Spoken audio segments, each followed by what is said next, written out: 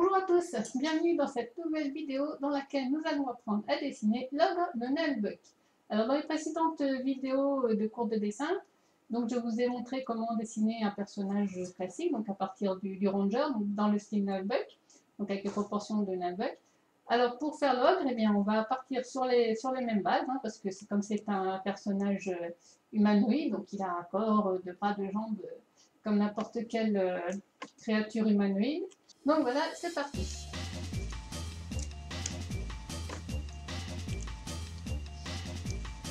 Alors je vais créer le calque du crayonné et je vais sélectionner l'outil crayon. Voilà, donc c'est ce qui me permet de faire les traits de base de construction du personnage. Donc on va partir sur les proportions d'un personnage de Nullbuck humain, donc par exemple le ranger. Donc comme je l'avais expliqué dans les précédentes vidéos, je pars sur une base de 4 têtes de haut. Voilà, donc je dessine l'équivalent de 4 têtes. Donc la première boule représente la tête et le reste c'est le corps. Donc sachant que le bassin doit arriver à peu près ici, les genoux à peu près à la moitié et le nombril pareil à peu près à la moitié du haut. Donc je vous invite à voir mes précédentes vidéos pour un récapitulatif sur la manière de dessiner un personnage. Donc là je dessine le torse, le ventre, le bassin, donc le nombril est ici, voilà, et donc ici les jambes, avec ici, au milieu le genou, la cuisse, le mollet,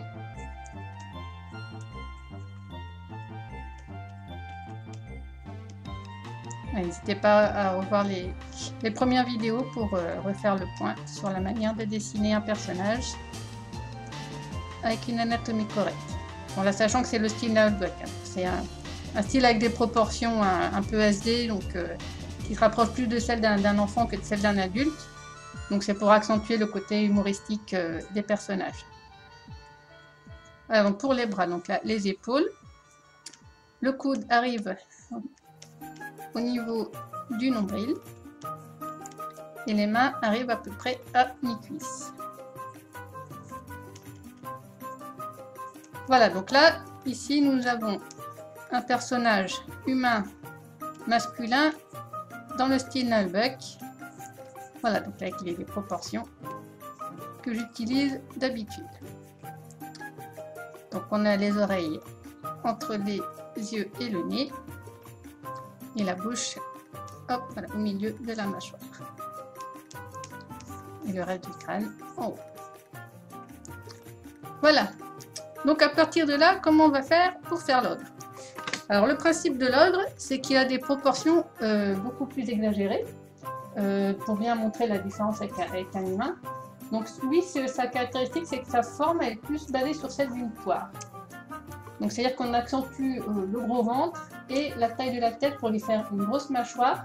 Donc voilà, c'est pour accentuer le côté manger, bouffe, attribué à l'ogre. Donc c'est sa caractéristique première, donc c'est là-dessus que sa silhouette va jouer.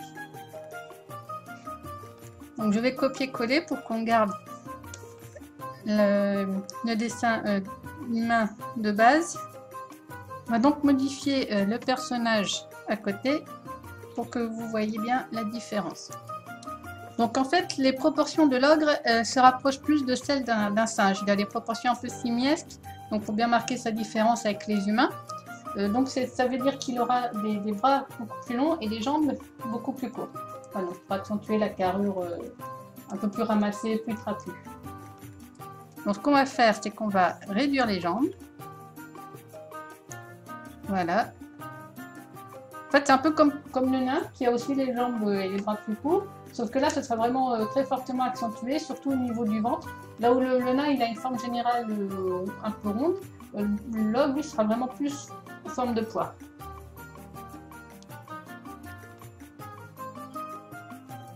Voilà, donc on raccourcit les jambes, et au contraire, les bras, on va les rallonger jusqu'à ce qu'ils touchent quasiment par terre. Donc ce sont des proportions pas du tout réalistes, en tout cas pour un humain. Et donc comme vous voyez déjà tout de suite, on a plutôt l'impression de voir quelque chose qui se rapproche du singe. Donc ensuite, à partir de là, qu'est-ce qu'on fait? Eh bien donc on va beaucoup accentuer le ventre Donc comme je vous dis, plus en forme de poire. Voilà, comme ceci. On n'hésite pas à le faire dépasser au niveau des hanches parce que donc le ventre retombe un peu et donc il cache un peu tout ce qui est en bas. Voilà, donc voyez, en forme d'œuf comme ça. Et donc la poitrine qui vient en volume par-dessus. Et donc comme là ça fait un gros volume, en fait du coup, eh bien, le nombril se retrouve ici. Donc maintenant, pour supporter tout ce poids, eh bien, il va falloir accentuer la taille des cuisses. Alors on va faire des cuisses beaucoup plus grosses, pareil pour les jambes. Et bien sûr, on va faire des pieds très très gros pour pouvoir supporter le poids de tout ça. Et on n'oublie pas qu'il n'a que 4 orteils comme tous les non-humains. Voilà, donc on fait des très gros pieds avec des jambes très courtes mais très épaisses. Et on peut peut-être même encore accentuer en réduisant encore un peu la taille des jambes. Voilà. Et on les épaissit encore un peu. Voilà. Donc ensuite pour les bras, mais on va faire pareil, on va bien les épaissir parce que donc l'ogre a des très grosses mains pour une force de frappe conséquente. Voilà, donc voilà, on accentue bien la taille des mains. Et il faut montrer sa force avec des bras très épais. Voilà, donc on fait bien les muscles, bien apparents, donc tout en rondeur. Bien accentuer les épaules surtout, hein, pour bien montrer la force du personnage. Donc là, le bras derrière sera en partie caché par le ventre. Donc on ne dessine pas tout. Et voilà. Donc maintenant, eh bien, on va s'occuper de la tête et du cou. Alors pour ce qui est de la tête, eh bien pareil, il a plus une forme générale de poire. Pourquoi? Tout simplement, c'est pour accentuer au niveau de la mâchoire, pour bien montrer qu'il a une grosse bouche, une grosse mâchoire, pour bien montrer que c'est un monstre qui bouffe tout le temps. Donc on accentue cette apparence avec cette grosse mâchoire et un tout petit crâne. Donc là, on va voilà, faire un peu plus en forme de poire, comme ceci, et bien accentuer la mâchoire avec une très grande bouche.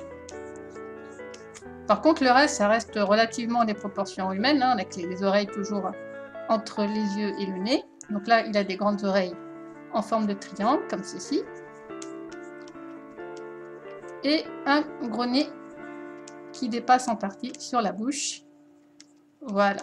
Donc on n'hésite pas aussi à lui faire un bon menton. Ainsi que les pommettes saillantes. Les yeux un tout petit peu petits. Et voilà la petite bosse sur le crâne qui correspond à l'emplacement du cerveau. Et on lui fait un cou plus massif parce qu'il faut bien supporter cette grosse tête. Et voilà. Alors pour montrer qu'il est quand même assez costaud, on va réduire la taille de la tête. Parce que normalement plus un personnage est grand et costaud, plus en proportion sa tête va être plus petite par rapport au corps. Plus il aura une grande tête par rapport au corps, plus il aura l'apparence d'un enfant, d'un bébé. En revanche, plus il aura une tête petite sur un grand corps, et plus il aura l'apparence d'un colosse impressionnant. Donc voilà, là pour le rendre plus impressionnant, on va réduire la taille de la tête. Voilà, et là nous avons notre ogre. Du moins dans les proportions générales. Donc voilà, comme ça vous pouvez comparer avec le personnage humain à côté. Donc maintenant, si on veut les faire dans les bonnes proportions, les deux, donc là vous voyez l'humain est beaucoup trop grand par rapport à l'ogre. Donc à l'échelle, proportionnellement à l'ogre, il a environ une tête de moins que l'ogre. Voilà, donc là c'est par exemple le ranger à côté de l'ogre, il a à peu près cette taille là, donc une taille de moins s'il y arrive beaucoup.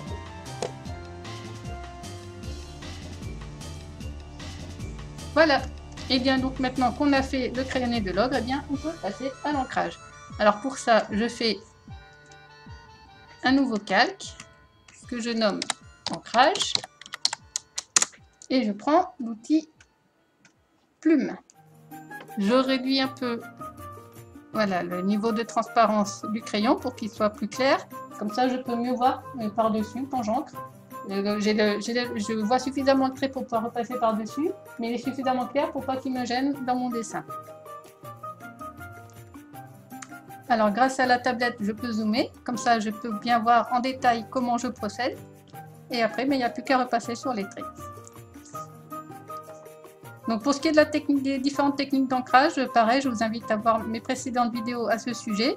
Donc là, moi, c'est ma technique de prédilection, donc c'est l'outil plume de Manga Studio. Bien évidemment, il y a des tas d'autres techniques qui dépendent avant tout des préférences et des facilités du dessinateur, ce qu'il préfère faire, avec quoi il est plus à l'aise. Voilà, bon, bah moi j'ai pris l'habitude d'ancrer avec l'outil plume.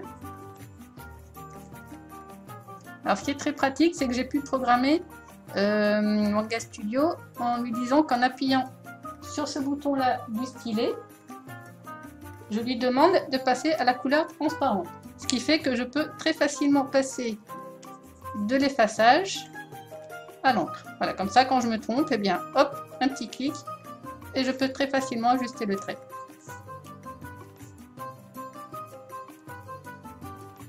Voilà, et donc plus j'appuie fort sur le stylet, plus le trait sera épais. Et si je me trompe, eh bien, en appuyant sur ce bouton-là, j'ai programmé la tablette pour dire que quand j'appuie sur ce bouton-là, ça annule l'action précédente. Comme ça, si je fais un trait qui ne va pas, hop, j'annule, il disparaît, je peux reprendre. Donc ça, c'est un des gros avantages de la tablette par rapport au dessin sur papier.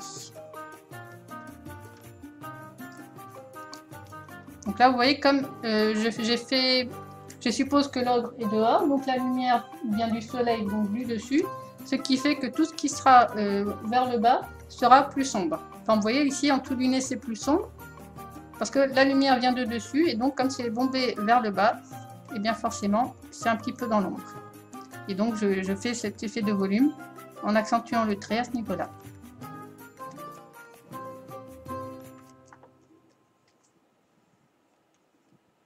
Hop, on n'oublie pas la petite dent qui dépasse. Voilà.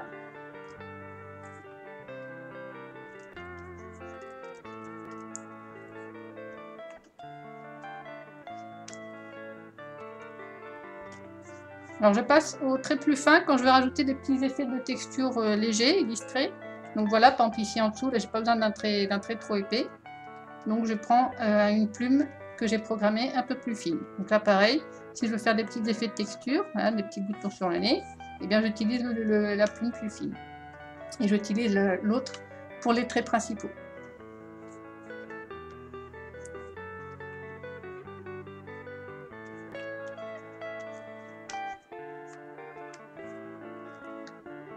Donc par ici, hop, je fais la petite cicatrice avec la plume fine, là pareil.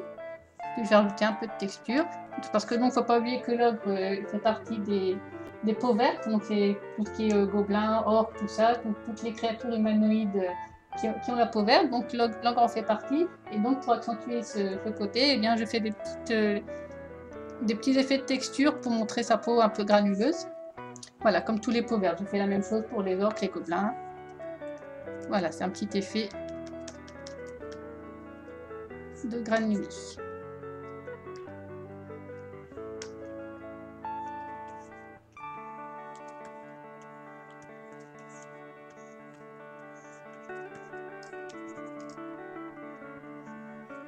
Voilà, donc plus épais en dessous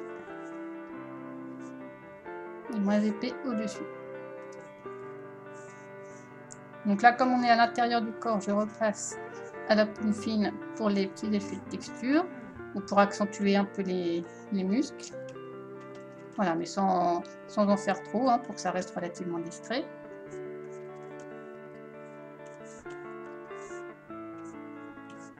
Hop, un peu d'effet de texture.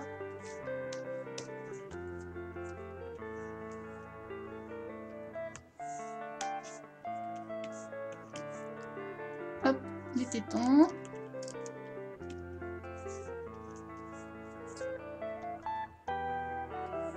Donc le gros ventre en forme de poire, avec le gros nombril. Avec le très fin, je fais le ventre tout poilu. Voilà, donc je rajoute quelques petits poils. Donc là c'est dans l'ombre, donc je mets un peu de noir. Hop, voilà. Donc on va lui faire son pagne. Donc j'ai utilisé le trait fin pour les poils du pagne. Voilà, donc c'est un pagne en fourrure. Voilà, donc là ils vont utiliser le trait fin pour faire des effets de poils.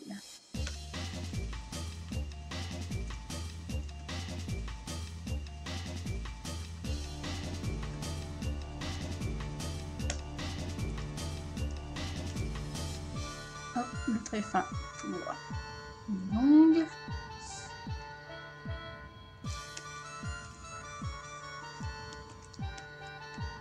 Voilà, j'ai mis au milieu.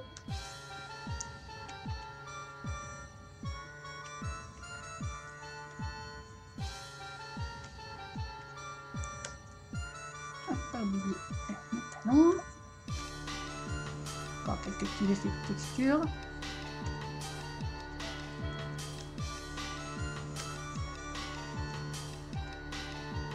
Donc là, hop, le bras qui est caché par le ventre. On met un petit peu d'ombre ici, voilà, histoire de mettre un peu de profondeur.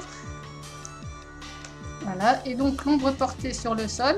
Donc comme l'ogre est bien imposant, bien gros, voilà, il va faire une ombre assez grosse sur le sol.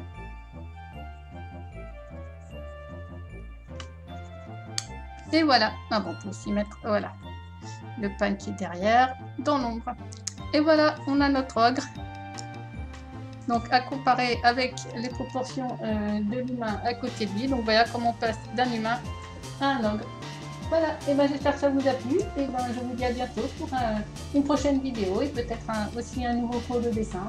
Donc je remercie tous mes tipeurs. N'hésitez pas à vous abonner à la chaîne, à liker la vidéo, à me suivre sur les réseaux sociaux. Je suis sur Facebook, Instagram, Twitter. Merci à vous pour votre fidélité et à bientôt.